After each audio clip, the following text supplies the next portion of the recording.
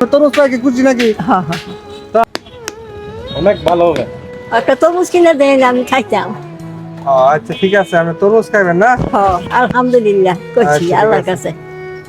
তো ঠিক আছে, স্বদেশ ওনার একটা তরমুজ কিনে দেওয়া দরকার, কি কও তুমি? দেন কিনা দেন। আচ্ছা ঠিক আমি আছে, কিছু দিতেছি, আপনি কিছু দিয়ে। আচ্ছা ঠিক আছে, ঠিক আছে, আসেন যাই একটা তরমুজ কিনে দিই। প্রিয় দর্শক, আমরা আজকে একজন অসহায় মানুষ তরমুজ খেতে চাচ্ছে, যিনি বা ধারে ধারে সহযোগিতা চায়, তো তাকে আমরা কয়েকজন মিলে একটা তরমুজ কিনে দিচ্ছি। হ্যাঁ, তরমুজটা কেমন হবে দেখেন তো একটু। অনেক ভালো হবে। আচ্ছা ঠিক আছে, দেখি ভালো। কতটুকু হয়, আমরা একটু ওজন করি।